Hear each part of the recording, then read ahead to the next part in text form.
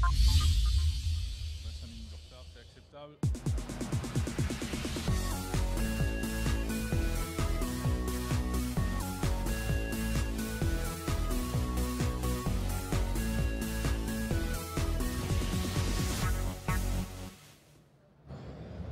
Eh bien bonsoir à tous ou bonjour, tout dépend où on se trouve. Bienvenue sur 01net TV, nous sommes très heureux de vous retrouver. Nous sommes en direct en ce mardi soir, heure française, il est 19h passé de quelques minutes. Excusez-nous pour ce petit retard, mais ça y est, c'est parti, nous sommes en direct depuis le CES, cette édition 2015 que vous suivez depuis quelques heures sur 01net TV.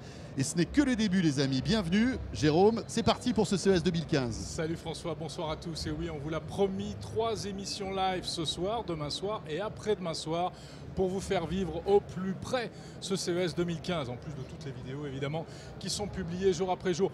Vous pouvez interagir comme d'habitude, car cette émission est en direct, même si nous sommes de l'autre côté de l'Atlantique. Donc sur Twitter, hashtag 01live, posez vos questions, posez-les très vite, parce qu'il y a toujours un petit décalage de temps, et on y répond en direct. Alors, pour ce premier live de 30 minutes, des invités prestigieux. Dans un instant, nous allons recevoir Henri Seydoux, que vous connaissez, c'est le papa de Parrot. Il viendra nous présenter pratiquement en exclusivité ses nouveautés en vidéo dans quelques instants. Nous recevrons aussi d'ici quelques minutes Axel Lemaire, la secrétaire d'État chargée du numérique, qui arrive là, qui est à quelques mètres du Convention Center et qui va nous rejoindre dans quelques instants. Ah oui, c'est le premier jour, il faut le dire, c'est un peu la... Il y a un monde ici, je vous dis pas. Il y a du trafic partout, oui, les taxis n'arrivent pas à accéder au Soho, mais enfin bon, on va y arriver quand même. En tout cas, ce CES s'annonce passionnant, Jérôme, on a vu déjà plein de choses. Regardez ça les amis, hop là, vous le voyez? C'est la French Tech. C'est le petit drapeau de la French Tech. Cette French Tech qui est omniprésente avec plus de 60 startups qui sont représentées. On va en parler dans quelques instants avec Axel Lemaire. Oui, et puis eh bien, la French Power, au-delà de la French Tech, qui est ça qui est un petit peu un label officiel, mais il y a, on pourrait dire, la French Power. Elle est incarnée notamment par des personnalités comme nos invités ici présents, et notamment Henri Seydoux, le patron de Parrot. Merci. Bonjour, merci de m'inviter. Et merci d'avoir accepté notre invitation pour nous commenter toutes ces nouveautés, Parrot. Vous n'avez pas chômé, dites-moi. 4 nouveautés là. Parrot, on lance ici nos nouveautés, on essaye de surprendre chaque année, mais on a des thèmes. Donc on a le thème automobile, on est les pionniers de l'objet connecté, le premier truc connecté ça a été la voiture. Et en ce moment dans l'automobile, il y a une grosse offensive de Google et d'Apple pour mettre leurs applications dans la voiture. CarPlay et Google Auto. CarPlay et Google Auto. Et donc vous allez... explique ce que c'est rapidement. Voilà, donc vous avez un smartphone qui a des applications. Ces applications, il y a une nouvelle API, il y a des nouvelles fonctions. Et ces nouvelles fonctions pour ces applications, c'est de fonctionner sur l'écran de votre voiture. Donc, votre carte que vous avez sur votre téléphone, votre messagerie que vous avez sur votre téléphone, tout ça, vous allez pouvoir l'utiliser. On duplique l'écran du smartphone sur l'écran principal de l'auto. Et donc, vous réutilisez vos propres applis dans votre voiture. Et donc Parrot, on est partenaire de Google, partenaire d'Apple, on lance un autoradio CarPlay et on pense que c'est une très bonne solution parce que ça permet vraiment d'avoir votre voiture à jour. Le téléphone, vous le changez tous les 2 ans et donc vous connectez par CarPlay votre téléphone à votre voiture, vous aurez toujours le dernier téléphone. On le voit là d'ailleurs, votre petit... petit dernier joujou là, qui s'appelle donc l'astéroïde, c'est ça. Astéroïde, c'est le nom de la famille et son nom de code, c'est RNB6. Parce que voilà, c'est Rhythm and Blues. D'accord, là je préfère, voilà. Comme ça, c'est mieux. Voilà. Donc, première nouveauté, cette autoradio. Alors pour l'instant, comme chaque année, Henri, vous nous présentez des nouveautés, vous nous faites saliver. Quand on vous demande quand ça sort et combien ça coûte, là vous dites bon d'accord. Alors le demandez pas. Alors voyez, le demandez pas. Moi je sais pas, on caresse ce secret espoir qu'un jour vous pourrez nous balancer des informations comme ça. À ce moment-là, vous m'invitez plus. Ce jour-là, les neurones seront grillés. Vous m'oubliez. Voilà. Bon alors, non, ça sortira cette année quand même. Ça sortira cette année et c'est un produit grand public. Voilà. Donc deuxième nouveauté, c'est un autre domaine dans lequel on investit depuis longtemps, c'est l'audio, les produits pour la musique. Et là on fait un casque Zik, mais le Zik 2.0, le Zik Sport. Donc c'est Philippe Stark qui l'a dessiné et c'est un produit extrêmement léger avec une acoustique extrêmement soignée et qui permet d'écouter de la musique dans des conditions géniales, en étant dans la rue. En particulier, il mélange le son de l'extérieur et le son de l'intérieur pour que vous ne fassiez pas écraser par une voiture, que vous ne soyez pas complètement dans votre bulle. Le risque de ce genre de casque qui annule les bruits, c'est qu'on soit totalement isolé. En fait. Exactement. Donc là, il garde un certain niveau d'alerte de ce qui se passe autour de vous.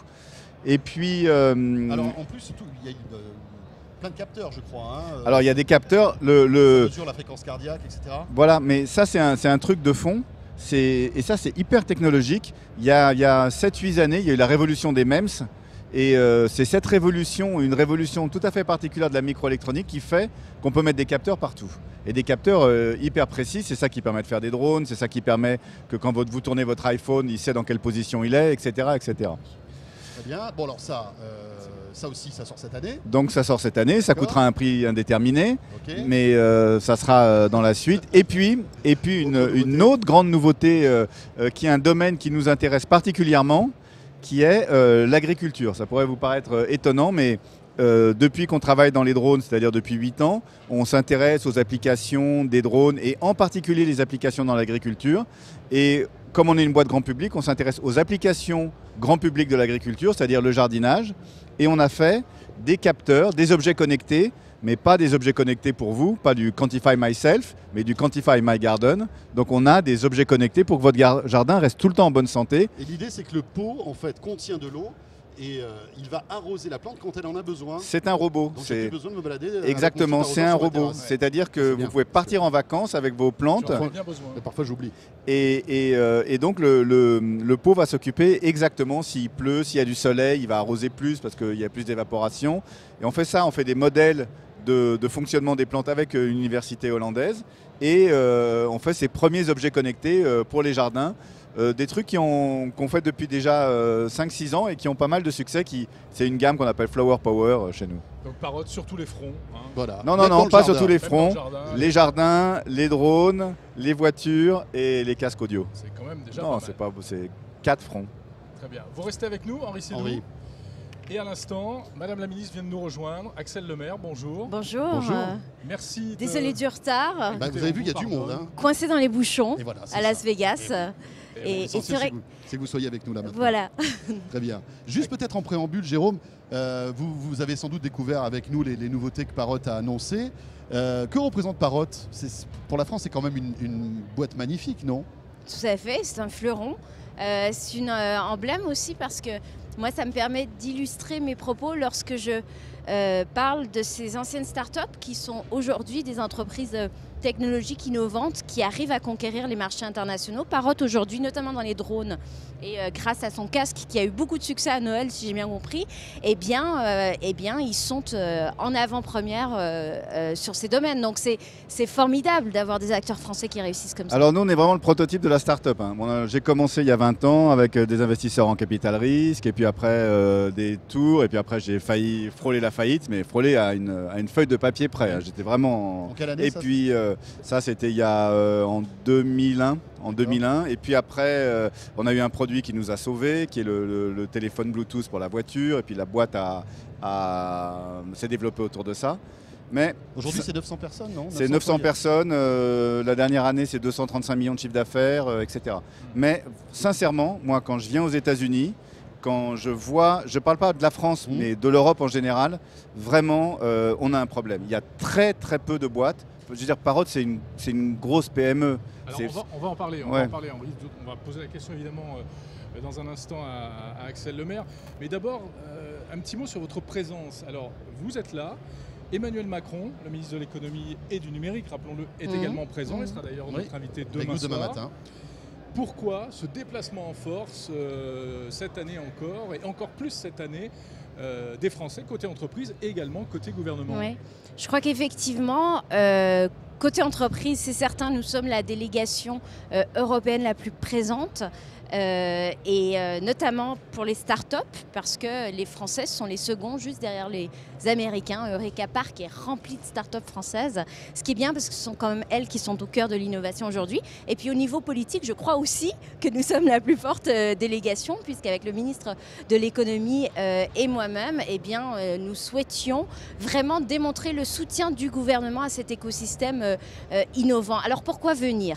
D'abord pour sentir, pour flairer les innovations, pour voir ce qui se fait. Le CES en 1970, c'est ici qu'avait été présentée la cassette vidéo. Plus tard, le DVD. Il y a moins longtemps, la voiture sans chauffeur. Ouais. Donc aujourd'hui, que ce soit les drones, la e-santé, les objets connectés, il faut voir ce qui se fait. Pourquoi venir aussi pour accompagner nos entreprises, pour les aider dans leur projection à l'international. C'est très important qu'elles franchissent les barrières à l'international. Parce que là, ce n'est qu'un premier pas finalement. Tout à fait. Et puis la troisième raison, c'est pour parler de la France et pour en parler en bien, pour promouvoir l'attractivité internationale de notre pays, notamment auprès des investisseurs américains, ce qu'on appelle les VC, pour leur expliquer qu'il fait bon investir en France. Les objets connectés, vous y croyez à fond, allez, sincèrement? Parce que là, cette année, tout est connecté. Ouais. Hier, on a vu des chaussures connectées, une canne à pêche connectée. Un biberon connecté aussi. Une pédale de vélo connectée. Ouais. Alors ça fait rêver, c'est bien, puis ça fait des histoires à raconter pour les journalistes. Mais les gens parfois nous disent, mais attendez, c'est trop, on va trop loin. Mais tout sera connecté. C'est obligatoire. Même un biberon, non. Mais alors, je suis d'accord, Henri, mais même un biberon, est-ce qu'on va pas un peu trop loin là? Mais c'est très important. Il faut voir, c'est une révolution technologique. C'est comme l'invention de la vapeur. Pourquoi? Parce que, par exemple, en ce qui concerne la médecine, la médecine, un des plus grands progrès de la médecine, c'est bien sûr les médicaments, mais c'est l'hygiène. C'est un truc qui est apparu au 19e siècle. Et dans la médecine, un des grands autres progrès, c'est la prévention. La prévention, on sauve autant en médecine que notamment les traitements aujourd'hui. Et donc, si on veut faire de la prévention très fine, de toutes sortes de choses, la prévention écologique, de la consommation d'énergie de ta maison, la prévention du fonctionnement de ton corps, il faut mettre de l'intelligence, du software et des algorithmes. L'objet connecté, c'est la partie visible de l'iceberg de l'Internet, du cloud et des algorithmes. On va vers ce monde-là, c'est extrêmement important, c'est une révolution. Bien sûr, comme toutes les révolutions, au début, ça a l'air débile. Il faut voir, si tu regardes les premiers vélos au musée des arts et métiers, il n'y a pas de pédale, il n'y a pas de chaîne, tu marches dessus, ça a l'air crétin comme zéro, tout. En fait, de l'objet connecté. Exactement, mais l'objet connecté, c'est un truc fondamental. C'est votre avis, Axel Lemaire, également? Alors, effectivement, quand on visite les stands ici, on peut parfois avoir le sentiment que c'est un peu gadget. Et on se dit c'est vraiment pour les geeks, pour les amateurs des dernières technologies. Oui. Je crois au contraire qu'effectivement nous sommes au cœur d'une révolution et qu'à partir de la connectivité, finalement il y a le captage de données qui permet la meilleure prévisibilité des décisions par les algorithmes. Vous parlez du biberon. Mais le biberon, si ça peut permettre à des parents fatigués la nuit de savoir vraiment combien l'enfant a bu, s'il n'avale pas trop d'air, si ça pourrait expliquer les raisons de ses cris parce qu'en réalité il a mal au ventre. Enfin, voilà. Donc il y a le côté faciliter le quotidien et puis il y a l'enjeu immense pour les responsables. Le fait de trop assister les gens parfois, est-ce que c'est pas un peu trop dangereux? Ça c'est idéologique. C'est un autre débat. Alors en matière de santé, je crois que au contraire, lorsqu'on cherche à améliorer la prévention, c'est en encourageant des comportements de santé vertueux. Donc ça responsabilise les individus. Alors, est-ce qu'il faut ne jurer que par la e-santé?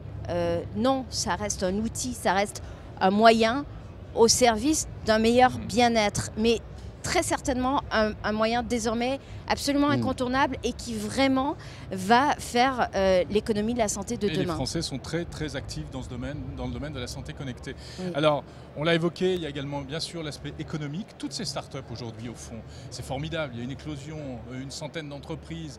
Mais on sait très bien qu'une bonne partie va mourir. C'est un petit peu la loi de la jungle des startups. Comment est-ce que les pouvoirs publics, comment les aider pour qu'elles passent l'étape supérieure? Mais il faut voir ce que vous dites là, c'est un drame. C'est un drame. Moi, des startups, j'en crée depuis que j'ai 20 ans. Donc maintenant, ça fait 30 ans.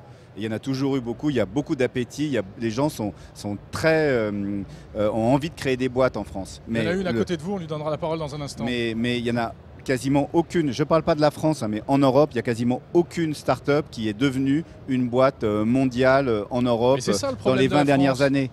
Et c'est dramatique parce que la croissance américaine, elle vient de là. Oui, quand vous regardez le Nasdaq, quand vous regardez quelles sont les plus grosses capitalisations, c'est Apple, c'est Facebook, c'est Google, c'est ça les plus grosses boîtes, c'est ça qui tire l'économie. C'est un drame terrible qu'on vit.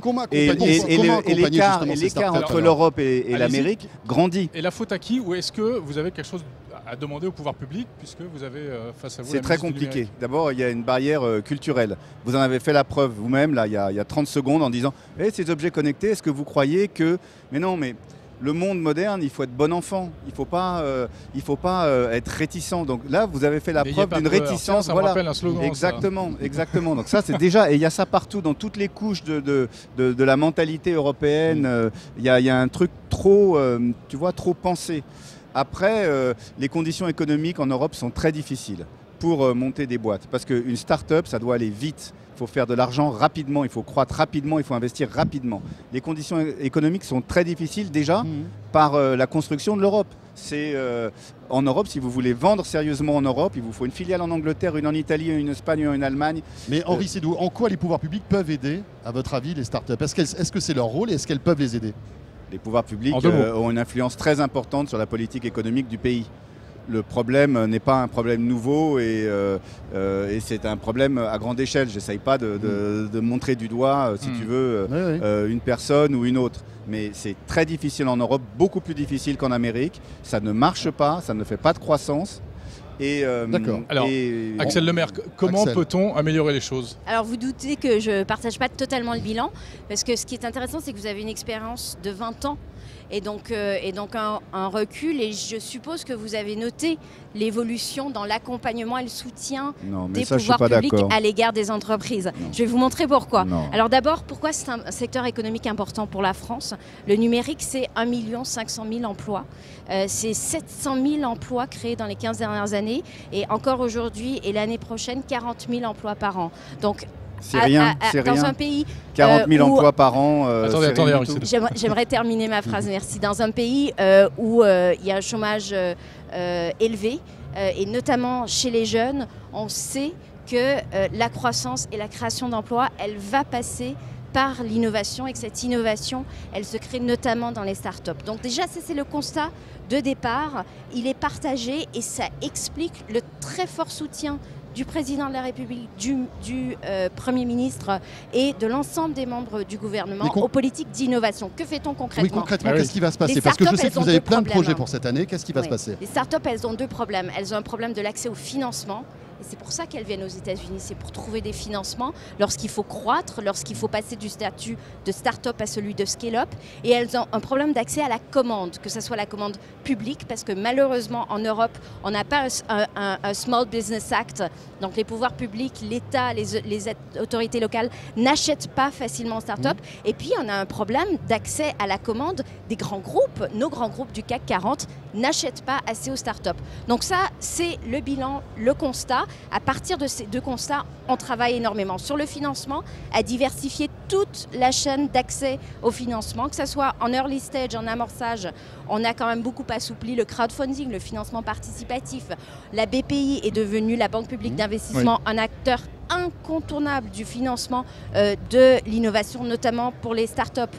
L'attractivité internationale, pourquoi je suis ici, pourquoi je vais parler aux VC, pour leur dire venez faire du capital risque, du capital développement en France. Et la France n'a pas encore retrouvé ses niveaux de pré-crise, pré-2008, mais le marché du capital risque commence à aller beaucoup mieux en France et je rencontre beaucoup de fonds d'investissement qui veulent s'installer. Et grâce à ce petit coq en origami qui s'appelle la French Tech et qui permet de résumer en 2 mots la vitalité de l'écosystème d'innovation français qui est fondé sur une recherche publique de qualité, sur des ingénieurs très recherchés, sur des pouvoirs publics très accompagnants et notamment les collectivités territoriales et sur un écosystème qui existe à l'échelle de l'ensemble du territoire avec de très bonnes infrastructures. Je parlais des bouchons. Pourquoi je parlais des bouchons? Parce qu'en France, on a Vous allez des nous parler TGV, d'Uber et des taxis? on a des infrastructures, on a une bonne connexion. Du Wi-Fi dans la gare. On a une bonne connexion, on a de la haute Alors on va la voir ce Wi-Fi dans le train ou pas? J'y travaille On sait que avec vous y êtes Guillaume très Petit, attaché. avec les équipes de la SNCF. Le dossier est remis sur la table, il y a une forte volonté d'avancer. Alors effectivement, il faut réussir. Il se trouve qu'on est victime de la qualité de nos réseaux parce que le réseau ferroviaire est très étendu, les TGV vont très vite. Il faut réussir à trouver un modèle économique qui permet de manière pas trop onéreuse de généraliser l'accès à Vous êtes Internet dans les optimiste, trains. vous pensez que la SNCF va y arriver? En tout cas, je suis Vous lui mettez la pression? Je suis têtu. Axel Concernant Lemaire. juste une chose, parce qu'on parlait des transports, les Ouais. avions. J'imagine que vous êtes venu en avion, vous n'avez pas eu de Wi-Fi. Est-ce qu'on pourrait pas aussi faire quelque chose pour qu'on ait du Wi-Fi dans les avions? Alors j'en Non. ai longuement discuté avec le Voilà. commandant de bord Très bien. parce que Avec le j'enrageais patron d'Air France, ça d'avoir serait bien aussi. perdu. J'ai travaillé 10 heures dans l'avion, j'ai perdu tout ce que j'ai fait parce que Non, j'ai parce pas qu'il faut pu savoir que par l'envoyer. exemple sur les lignes intérieures Ah oui, ici aux d'accord. États-Unis, Tu l'as, sur ouais. les lignes intérieures aux États-Unis, il y a du Tu l'as. Wi-Fi. Tu l'as à En 5 France, dollars on de n'a pas l'heure. Wi-Fi. hein. C'est quand même un paradoxe, c'est que Mais vous tu- dites tu- qu'on est tu un entends- pays tu hyper en- connecté, etc. Tu as entendu ce que vient de nous dire notre ministre? Elle a vécu un incident qui finalement nous arrive aussi. Faute de connexion, vous avez perdu votre travail fait en avion. Aïe, aïe, aïe. Sur ordinateur. J'enrageais et donc effectivement pour être compétitif aujourd'hui, c'est Ça passe par là devenu aussi. simplement une Donc dans les obligation. avions, ça va arriver aussi. J'aimerais quand même souligner quelque chose, le plan France très haut débit. Alors peut-être qu'aujourd'hui on ne le voit pas encore. En 2022, la France sera le pays le mieux connecté d'Europe. On aura de l'Internet en très haut débit sur l'ensemble des territoires pour couvrir toute la population. En ce moment, l'État, les collectivités et les opérateurs de télécommunications investissent massivement et en particulier dans la fibre. Et c'est la fibre aujourd'hui qui permet les débits les plus rapides, les illimités, qui permet la plus grande qualité de données, de flux, notamment pour faire du big data. Axel Lemaire, on parlait un instant des startups. Nous avons avec nous Séverin Marcombe là, qui attend sagement qu'on lui passe la parole. Vous êtes l'archétype de la startup, c'est la société Lima. Vous pouvez nous qui présenter ce que c'est se fait peut-être, pas mal Lima remarquer d'ailleurs cette année au CES. C'est quoi Lima? Ouais, alors chez Lima, on est une jeune start-up. On essaie de travailler sur le futur de l'ordinateur. Pour nous, le futur de l'ordinateur, c'est pas une montre, c'est pas un smartphone. C'est le fait d'avoir une grosse cohésion entre notre smartphone, notre tablette, notre ordinateur et nos objets connectés. Et ce qu'on fait chez Lima, c'est qu'on vous donne un petit boîtier que vous mettez à la maison. Vous le connectez à Internet, vous mettez un gros disque dur dessus. Une fois que c'est fait, grâce à notre application, à chaque fois que vous allez ouvrir un ordinateur, une tablette, un smartphone, vous allez le voir exactement le même contenu. Donc c'est un peu l'étape d'après du cloud et d'après les clés C'est du USB, cloud d'après personnel. la synchronisation. On peut dire L'idée, ça c'est comme de ça? dire pourquoi nos appareils aujourd'hui n'ont pas les mêmes fichiers et pourquoi est-ce que j'ai besoin de faire passer mes fichiers par Dropbox à chaque fois que je veux déplacer un film vers mon iPad, Ouais. par exemple. Donc ce qu'on fait chez Lima, c'est qu'on fait en sorte que quand vous téléchargez un film sur votre ordinateur, il est directement sur votre iPad, il est aussi sur votre smartphone, etc. Alors, est-ce que aujourd'hui vous êtes une start-up? Demain, est-ce que vous pensez que vous serez facilement ou difficilement une scale-up dont on parlait tout à l'heure? Comment vous voyez votre avenir? Parce que là, vous allez rentrer en France et c'est là-bas qu'il va falloir bosser après. Nous, on essaye de croître le plus vite possible. Aujourd'hui, nous, on est en France, on est une équipe de 20 personnes, mais on est une start-up internationale. On exporte 94% de notre production. On vend plus aux États-Unis qu'en France. On vend quasiment autant en Allemagne qu'en France aussi. Et donc, c'est pas parce qu'on est en France qu'on est un peu en dehors de la scène internationale, etc. C'est aussi pour ça qu'on est là, c'est qu'il faut qu'on montre notre présence, qu'on montre au monde entier. Et vous que, sentez que c'est difficile, plus en France, ça difficile avance. qu'ailleurs ou pas plus difficile qu'ailleurs Écoutez, honnêtement, de faire progresser sa start-up en France? Pour moi, la plus grosse difficulté que j'ai rencontrée depuis les 4 ans là, de la création de Lima, c'est plutôt un problème de culture. C'est qu'on a des super ingénieurs et qu'aujourd'hui, par contre, un ingénieur ne sait pas ce que c'est qu'une entreprise. Même moi, je suis passé par ce moule-là et on m'a dit écoute, passe par une école de commerce parce que vraiment, ça serait cool de connaître. C'est-à-dire ce qu'un que c'est qu'une ingénieur est un startup. ingénieur, mais il n'a aucune formation sur comment vendre son produit, comment après le faire développer, etc. Je pense qu'il manque un peu cette culture qu'on trouve chez les Américains, qui est que n'importe qui, que ce soit un ingénieur, que ce soit un libraire, que ce soit un conducteur de train, puisse savoir ce qu'est une start-up, pourquoi on fait un business, entreprendre. comment est-ce qu'on gagne de l'argent, etc. Après, pour le coup, on est vraiment aidé par le gouvernement, côté création. On l'avait préparé, hein, tout va bien. Et c'est le... Non, non. Enfin, on était surpris, nous, d'être autant pris par la main, autant... alors je trouve plus le mot, mais Oui, donc vous avez été quoi? on s'occupe de Coucouné, nous, quoi. voilà. on est Ouais. coucouné, c'est ça. C'est Très le bien. mot. Voilà. Cocoon. Axel Lemaire?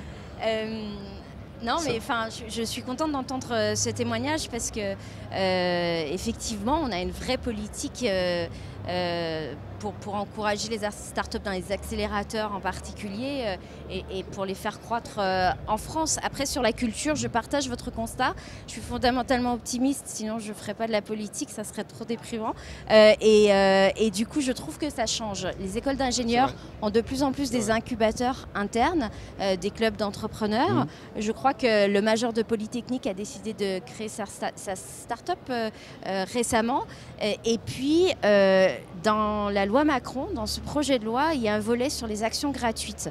Ça va être très important parce que ça permettra d'attirer dans des petites structures qui ont du mal à payer des salaires élevés ou à procurer des avantages matériels comme dans des grandes entreprises, eh bien, à distribuer la valeur attendue de la croissance de la start-up plus tard. Et donc ça, c'est un système qui va permettre, je crois, de renforcer l'attractivité en termes de ressources humaines des start-up. En tout cas, moi, j'attends... Mais ça, les actions gratuites, c'est hyper important. C'est hyper important. D'ailleurs, je ne comprends pas pourquoi ça a été quasiment enlevé ces 2-3 dernières années et que donner des stock options... Je suis en train de vous dire qu'on est... Oui, parce que vous les remettez maintenant. Mais c'est ça aussi la difficulté d'entreprendre. C'est-à-dire que les actions gratuites, les stock options, enfin toutes ces formes de faire participer au capital. Moi, j'ai donné des actions gratuites à tout le monde chez Parrot, de la secrétaire au directeur technique. Et c'était un levier très important pour recruter des jeunes talents, etc. Qui, ces 3 dernières années, a complètement disparu. Les stock options, qui sont une des formes d'actions gratuites, a disparu. Donc, je suis très heureux de voir que vous allez les remettre. Et c'est un truc très important et qui a fait souffrir largement les boîtes de croissance ces 3 dernières années. Très bien. Merci beaucoup à tous les deux. Merci Henri Sédou d'être passé nous voir ici et merci beaucoup Madame la Ministre. Merci à vous. Vous avez une longue journée, je crois. Vous allez maintenant visiter les stands et rencontrer les Français puisqu'en fait vous nous avez fait l'honneur de votre première interview ici au CES de Las Vegas et vous êtes arrivé il y a à peine quelques heures. Oui, tout à fait. Donc encore un peu en décalage horaire et puis mais je reste près d'une semaine. Donc vous voyez, c'est dire le soutien du gouvernement. Je continuerai mon déplacement par San Francisco. Vous avez un petit coup de cœur d'objet connecté, quelque chose que vous suivez plus particulièrement parce que vous aimez le concept ou... Alors, je n'ai pas encore essayé, mais je crois que j'en aurais besoin. C'est le casque déstressant. Déstressant, oui. Je crois qu'on en a tous très envie de ce casque. Dans l'avion. Voilà. Ouais, et puis pour les données, Lima. D'accord. Très bien. Parfait. Merci beaucoup. Merci beaucoup, Madame la Ministre. Merci à tous. Merci de nous avoir suivis. On se retrouve évidemment demain soir à 19h. Que Pépé Garcia fasse un petit tour. Le pauvre, il est venu exprès pour ça. Pépé Garcia, j'allais l'oublier. Alors on remercie effectivement Madame la Ministre et on va faire un changement de partenaire. Voilà. Nous allons accueillir notre Pépé Garcia national. Merci beaucoup. Voilà, là tu chantes une petite chanson, voilà, tu chante fais un jingle, un truc. Voilà, écoutez, on est en direct. Patrick Garcia arrive et on va voir avec lui parce que c'est vrai que ce salon commence aujourd'hui, mais vous savez comment ça se passe, hein, les constructeurs annoncent déjà des choses. Il y a pas mal de nouveautés qui sont d'ores et déjà présentées en amont de ce CES. Vous l'avez peut-être vu en nous suivant, hein, avec le CES Unveiled hier, etc. Pépé, comment ça va? Ça va, et comment ça va les garçons? Bien dans le micro, Salut, bien dans le Pépé micro. Garcia. Comment ça va les garçons? Comment ça va bien. tout le monde? Je sais pas, bonjour, coucou. Oublie les caméras, Mais il ne faut pas oublier les caméras, parce qu'à côté des caméras, il y a les gens et coucou, miaou quoi. C'est magnifique. Bon, Pépé, bonne année déjà, première chose importante. Bonne année, et puis surtout plein de choses, des merveilles pour cette année, plein de matos, plein d'émissions cool. Voilà. Bon, comment tu le sens ce CES? Eh bien, je fais 4-4. Mais encore? Oui. Ah, 4K. Mais à fond, quoi. Je le sens bien parce la télé, 4K. C'était déjà un peu ça l'année dernière. Oui, mais alors là, ils sont partis en plein délire. Là, je veux dire, là, c'est bon. C'est les caméscopes, les smartphones, des gammes de téléviseurs avec Samsung en balance 7, 8, 9 d'un coup, 18 modèles chez Ayer. Enfin, c'est quand même du délire. Là, ils sont en plein dedans. Et le premier lecteur de Blu-ray Ultra HD 4K. Oui, c'est bien ça. Bien. Alors, c'est chez qui? Panasonic.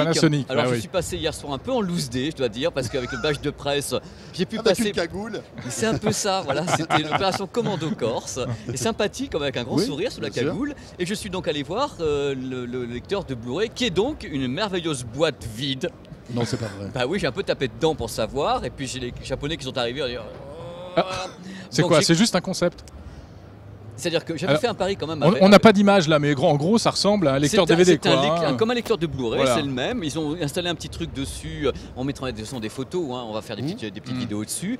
Mais on sait que le produit, donc le concept existe. Le produit, on sait que ça sera un disque, donc 3 couches de 100 Go. Ça, c'est déjà ce qui est spécifié. Mais ce qui est important de savoir, c'est qu'en fin de compte, je ne sais pas si dire c'est un coup de bluff de la part de Panasonic, mais Panasonic montre le produit, enfin le prototype ici, en disant. Nous, on espère que ce sera ce format et cette chose qui seront adoptés pour la suite. Donc, ils disent, nous, on est là, et pourvu que ce soit nous qui ayons donc le format qui sera adopté. Donc, le Blu-ray 4K, c'est pour l'année prochaine, c'est ça? Enfin, l'année prochaine, ou cette fin d'année, si tout va bien. Ça m'étonnerait, parce que le prototype maintenant, moi, je dirais plutôt 2016, mais le problème, les enfants... Mais ça veut dire qu'on risque de repartir sur une bataille style Blu-ray, HD, DVD, il y a des normes. Pas HD, DVD, non. Non, mais il y a des normes. Mais le même genre de bataille. Il y a des normes différentes, c'est-à-dire qu'il faut établir les normes couleurs, les normes de débit image, il parle 60 images secondes, donc pour avoir comme le hobby qui est en 48 heures pourra le passer, nouvelle norme couleur, nouvelle norme pour la luminosité. Donc tout ça c'est des propositions de Panasonic. Qu'est-ce que c'est long, oh là là. Et moi le truc qui m'ennuie les garçons, c'est de me dire ils sont en train de le présenter en prototype, est-ce que si par exemple il arrive en 2016, ce sera pas déjà trop tard? Parce que là vous avez vu sur le salon, malgré tout en me baladant hier, tu as Netflix, Google, Amazon qui sont en train de faire des propositions de streaming 4K. Donc je sais bien, il faut des gros tuyaux, mais dans un an... Le support physique aurait dû être le premier sur le coup. Ça aurait dû être le premier. Voilà. C'est le premier. Et là, ça va être le dernier. Et ça va être le dernier avec le truc... Cela dit, pour tous ceux qui sont à la campagne, qui n'ont pas un gros débit, ils vont être bien contents d'avoir un Blu-ray 4K. Voilà, il n'y aura pas de pixels ni quoi que ce soit de travers. Tu as vu autre chose ou pas? Caméscope. Et Caméscope, alors là, c'est le retour du... Toujours en 4K? Mais oui, mais donnez-moi un prix. Caméscope 4K, 4K, attention le 5 000 €? 500 €. 799 € le caméscope 4K. 799 chez Panasonic et JVC. On dirait JVC. Pierre Bellemare quand tu fais ça comme ça. Mais oui, non, mais 799 mais je le fais un peu exprès. Oui, c'est l'achat du matin à Las Vegas. C'est vrai, c'est cool. Non, mais vous vous rendez compte un petit peu. Donc c'est la démocratisation complète du caméscope 4K qui est au prix du Full HD.